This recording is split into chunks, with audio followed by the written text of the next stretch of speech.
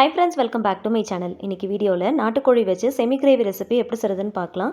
First time சேனலை பார்க்குறவங்க please subscribe பண்ணிக்கோங்க. ஃபஸ்ட்டு இதுக்கு ஒரு மசாலா ரெடி பண்ணிக்கலாம். அதுக்கு கடாயில் 1 டேபிள் ஸ்பூன் மிளகு, 1 டேபிள் ஸ்பூன் ஜீரகம், 1 ஸ்பூன் சோம்பு, 2 டேபிள் ஸ்பூன் முழு தனியா, ஒரு சின்ன துண்டு பட்டை, 4 கிராம்பு, ஒரு ஏலக்காய், ஒரு கைப்பிடி கருவேப்பிலை. இது எல்லாத்தையுமே நல்லா ட்ரை ரோஸ்ட் பண்ணிவிட்டு நல்லா ஆற வச்சு மிக்ஸி ஜாருக்கு மாற்றி நல்லா கோர்ஸாக பவுடர் பண்ணி எடுத்துக்கலாம். இந்த மாதிரி மசாலாவை ஃப்ரெஷ்ஷாக வறுத்து பொடி பண்ணியும் நீங்கள் செய்யலாம். இல்லைனா டைம் கிடைக்கும் போது இந்த மாதிரி ரெடி பண்ணி ஒரு கண்ணாடி பாட்டிலில் போட்டு ஸ்டோர் பண்ணி வச்சுக்கலாம். சிக்கன், மட்டன், ஈரல்லாம் செய்யும் போது இதிலேருந்து ஒரு 2 டேபிள் ஸ்பூன் அளவுக்கு மட்டும் எடுத்து போட்டு செஞ்சீங்க அப்படின்னா டேஸ்ட் ரொம்ப நல்லாயிருக்கும். இதை ஃப்ரை பண்ணும் போது ரொம்ப ஹை ஃப்ளேமில் இல்லாமல் ஸ்லோ ஃப்ளேமில் வச்சு பொறுமையாக வறுத்து விடுங்க. மசாலா கரிஞ்சு போகாமல் இருக்கணும், இல்லைனா கசப்பு தன்மை கொடுத்துரும். பொறுமையாக ஸ்லோ ஃப்ளேமில் வச்சு வறுத்தீங்க அப்படின்னா நல்ல வாசனை வர ஆரம்பிக்கும். லைட்டாக கலர் சேஞ்ச் ஆகும். அப்போவே நம்ம ஸ்டவ் ஆஃப் பண்ணிவிட்டு உடனே ஒரு பிளேட்டுக்கு மாற்றிடுங்க. அதே பாத்திரத்தில் வச்சுருக்க வேண்டாம். ஏன்னா அந்த ஹீட்லேயே இன்னும் கொஞ்சம் கலர் சேஞ்ச் ஆன மாதிரி ஆகிடும், கசப்பு தன்மை கொடுத்துரும். ஸோ அதனால் உடனே ஒரு பிளேட்டுக்கு மாற்றி நல்லா ஆற வச்சுட்டு நல்லா ஆறுனதுக்கப்புறம் மிக்ஸி ஜாருக்கு மாற்றி பவுடர் பண்ணிக்கலாம். நல்ல கோர்ஸாக அரைச்சி எடுத்துக்கோங்க, ரொம்ப நைஸாக பவுடர் பண்ணிடாதீங்க. மிக்ஸி ஜாரில் கொஞ்சம் கூட ஈரம் இல்லாமல் ட்ரையாக இருக்கிற மாதிரி பார்த்துக்கோங்க. சப்போஸ் நீங்கள் பல்கான குவான்டிட்டியில் அரைச்சி ஸ்டோர் பண்ண போகிறீங்க அப்படின்னா ஈரம் இல்லாமல் இருக்கணும்.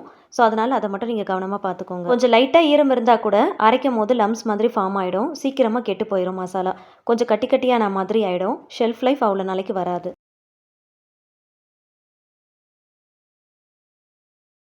ரொம்ப நைஸாக இல்லாமல் இந்த மாதிரி கையில் எடுத்து பார்க்கும்போது நல்ல கோர்ஸாக இருக்கணும். இந்த மாதிரி பவுடர் பண்ணி வச்சுக்கோங்க.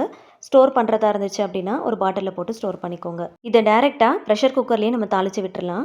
அதுக்கு நல்லெண்ணெய் கொஞ்சமாக சேர்த்துக்கோங்க. நல்லெண்ணெயில் செய்யும் போது டேஸ்ட் ரொம்ப நல்லாயிருக்கும். கொஞ்சம் தாராளமாகவே சேர்த்துக்கோங்க. 1/2 ஸ்பூன் சோம்பு, ஒரு சின்ன துண்டு கல்பாசி, ஒரே ஒரு பிரிஞ்சி இலை சேர்த்துக்கலாம். 15 போல் சின்ன வெங்காயத்தை பொடியாக நறுக்கி வச்சுருக்கிறேன், அதையும் இது கூட சேர்த்துக்கலாம். ஒரு காரத்துக்கு ஏற்றா போல் பச்சை மிளகாயை பொடியாக நறுக்கிட்டு சேர்த்துக்கோங்க. கல்லுப்பு சேர்த்துக்கலாம். எப்பயுமே நல்லெண்ணெய், சின்ன வெங்காயம் இந்த மாதிரிலாம் சேர்த்து பண்ணும்போது டேஸ்ட் ரொம்ப நல்லாயிருக்கும். முடிஞ்ச அளவுக்கு சின்ன வெங்காயத்தில் பண்ணி பாருங்கள். நாட்டுக்கோழி உடம்புக்கு ரொம்பவே நல்லது. ஸோ நல்லெண்ணெய், சின்ன வெங்காயம் இந்த மாதிரிலாம் சேர்த்து செய்யும் போது நல்ல டேஸ்ட்டாக இருக்கும், நல்ல ஃப்ளேவர்ஃபுல்லாகவும் இருக்கும். வெங்காயம் நல்லா கொஞ்சம் கலர் சேஞ்ச் ஆகி பொன்னிறம் ஆகிற அளவுக்கு நல்லா வதக்கி விடுங்க. வெங்காயத்தை நல்லா வதக்குனா தான் நல்ல ஒரு டேஸ்ட் கிடைக்கும். அப்படியே பச்சையாக போட்டு செஞ்சோம் அப்படின்னா அந்தளவுக்கு டேஸ்ட்டாக இருக்காது.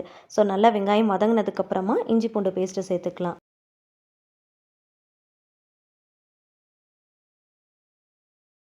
2 டேபிள் ஸ்பூன் இஞ்சி பூண்டு பேஸ்ட்டு சேர்த்துக்கலாம். இஞ்சி பூண்டு பேஸ்ட் கொஞ்சம் அதிகமாக சேர்த்து பண்ணும்போது நல்ல டேஸ்ட்டாக இருக்கும். இஞ்சி பூண்டு பேஸ்ட்டு சேர்த்ததும் அதோடைய ராஸ்மெல் போகிற அளவுக்கு நல்லா வதக்கி விடுங்க.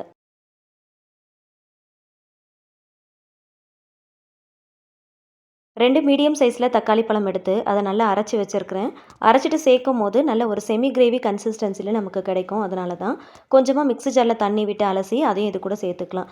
சேர்த்துட்டு நல்லா ஒரு தடவை வதக்கி விடுங்க. தக்காளியை முழுசாக சேர்க்குறத விட அரைச்சிட்டு சேர்க்கும் போது நல்ல ஒரு திக்னஸ் கிடைக்கும். நான் இன்றைக்கி செமி கிரேவி கன்சிஸ்டன்சியில் தான் செய்ய போகிறேன். ஸோ அதனால் அரைச்சிட்டு செய்யும் போது சரியாக இருக்கும். 2 நிமிஷம் வதக்கிட்டு மூடி போட்டு வச்சிட்டோம் அப்படின்னா தக்காளி சீக்கிரமாக வதங்கிரும், கலரும் நல்லா சேஞ்ச் ஆயிரும். இந்த மாதிரி நல்ல கலர் சேஞ்ச் ஆனதுக்கப்புறம் மசாலா பொருட்கள் சேர்த்துக்கலாம். 1/2 ஸ்பூன் மஞ்சள் தூள், 1 டீஸ்பூன் காஷ்மீரி மிளகாய் தூள் சேர்த்துக்கலாம். காரத்துக்காகவும் கலருக்காகவும் சேர்த்துருக்குறேன். அரைச்சி வச்சிருக்கிற மசாலாலேருந்து கரெக்டாக ஒரு 2 டேபிள் ஸ்பூன் அளவுக்கு மட்டும் சேர்த்துக்கலாம். 1 கிலோ சிக்கனுக்கு 2 டேபிள் ஸ்பூன் சேர்த்திங்க அப்படின்னா சரியாக இருக்கும். மிச்சத்தை அப்படியே ஸ்டோர் பண்ணி வச்சுக்கோங்க, இன்னொரு டைம் நீங்கள் யூஸ் பண்ணிக்கலாம். மசாலா சேர்த்ததும் நல்லா ஒரு 2லேருந்து 3 நிமிஷம் வரைக்கும் நல்லா வதக்கி விடுங்க. வதக்குனதுக்கப்புறம் தான் சிக்கன் சேர்க்கணும். எப்பயுமே கடை மசாலாலாம் யூஸ் பண்ணி நீங்கள் பண்ணுறதை விட இந்த மாதிரி மசாலாவை வறுத்து அதை பொடி பண்ணி போட்டு செஞ்சு பாருங்கள். டேஸ்ட் உண்மையிலே ரொம்ப சூப்பராக இருக்கும். இதை சிக்கன், மட்டன், ஈரல் எல்லாத்துக்குமே நீங்கள் யூஸ் பண்ணிக்கலாம். முட்டை வச்சு கிரேவி பண்ணும்போது கூட இதை போட்டு நீங்கள் செஞ்சு பாருங்கள், டேஸ்ட் ரொம்ப நல்லாயிருக்கும். மசாலாவை நல்லா வதக்கும் போதே எண்ணெய் எல்லாமே நல்லா பிரிஞ்சு வர ஆரம்பிக்கும். அதோடைய கலரும் பார்த்திங்கன்னா நல்ல ஒரு ரெட்டிஷ் கலருக்கு மாறும்.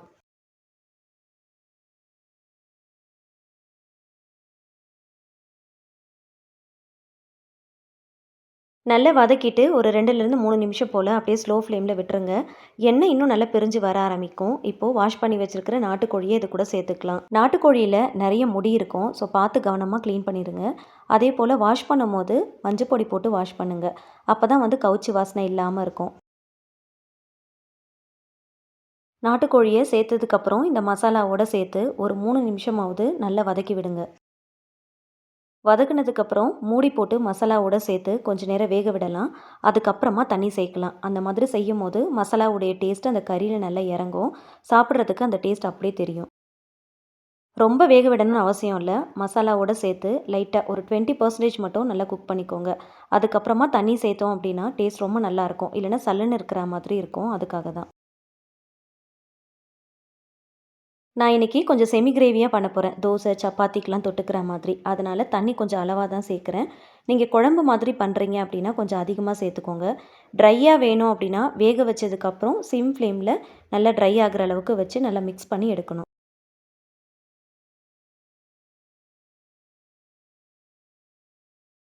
உப்பு காரம் கரெக்டாக இருக்கான்னு செக் பண்ணி பாருங்கள். தேவைப்பட்டால் சேர்த்துக்கோங்க. உப்பு கொஞ்சம் கம்மியாக இருக்கிறதுனால சேர்க்குறேன். காரம் கம்மியாக இருக்கிற மாதிரி இருந்துச்சு அப்படின்னா 2 பச்சை மிளகாய் கூட சேர்த்துக்கோங்க. சரியாக இருக்கும். கடைசியாக 2 ஸ்பூன் அளவுக்கு நல்லெண்ணெய் சேர்த்துக்கலாம். சேர்த்துட்டு அதுக்கப்புறமா லிட் போட்டு க்ளோஸ் பண்ணி கரெக்டாக ஒரு 16 விசில் வச்சேன். ஒரேடியாக அப்படியே வச்சிடாம ஒரு 8 விசில் வச்சுட்டு அந்த ப்ரெஷர் எல்லாமே ரிலீஸ் ஆனதுக்கப்புறம் மறுபடியும் ஒரு 8 விசில் வச்சிங்க அப்படின்னா சரியாக இருக்கும். நாட்டுக்கோழி கொஞ்சம் வேகிறதுக்கு டைம் எடுக்கும். ஸோ வேக வைக்கும் போது இந்த மாதிரி ஒரு தேங்காய் சிரட்டையை அந்த முடி எல்லாத்தையும் எடுத்துட்டு நல்லா வாஷ் பண்ணிவிட்டு உள்ளே போட்டுட்டு வேக வச்சிங்க அப்படின்னா சீக்கிரமாக வெந்துடும். நல்ல ஒரு டேஸ்ட் கிடைக்கும். எப்பயுமே சிக்கன், மட்டன், பருப்பெல்லாம் வேக வைக்கும் போது இந்த மாதிரி தேங்காய் சிரட்டையை சேர்த்து வேக வச்சிங்க அப்படின்னா நல்ல பஞ்சு போல் வெந்துடும். சீக்கிரமாக வெந்துடும்.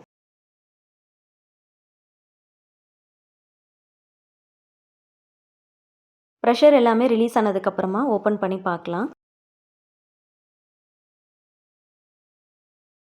கறி நல்லா சாஃப்டாக வெந்திருக்கு. சிரட்டையை மட்டும் தனியாக எடுத்து வெளியில் போட்டுடலாம். குழம்பு மாதிரி வேணும் அப்படின்னா கொஞ்சம் அதிகமாக தண்ணி சேர்த்துக்கோங்க.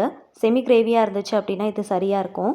இதே ட்ரையாக வேணும் அப்படின்னா கொஞ்சம் நேரம் சிம் ஃப்ளேமில் வச்சு கொஞ்ச நேரம் அந்த தண்ணி எல்லாமே நல்லா ட்ரை ஆகிற அளவுக்கு நல்லா மிக்ஸ் பண்ணிங்க அப்படின்னா நல்லா வந்து ஃபுல்லாக ட்ரை ஆயிரும். சாப்பிட்றதுக்கு ரொம்ப நல்லாயிருக்கும். சைட் டிஷ் மாதிரி நீங்கள் யூஸ் பண்ணிக்கலாம். கடைசியாக கொஞ்சமாக நறுக்கின மல்லித்தலை சேர்த்துக்கலாம். நாட்டுக்கோழி வாங்கினீங்கன்னா கண்டிப்பாக இதே மாதிரி மசாலாவை வறுத்து அரைச்சி போட்டு கண்டிப்பாக செஞ்சு பாருங்கள். டேஸ்ட் ரொம்ப நல்லாயிருக்கும். இட்லி, தோசை, சப்பாத்தி, பூரி, ஒயிட் ரைஸ்னு எல்லாத்துக்குமே சூப்பராக இருக்கும். வீடியோ பிடிச்சா லைக் பண்ணி ஷேர் பண்ணி சேனலை மறக்காமல் சப்ஸ்கிரைப் பண்ணிக்கோங்க. தேங்க்ஸ் ஃபார் வாட்சிங்.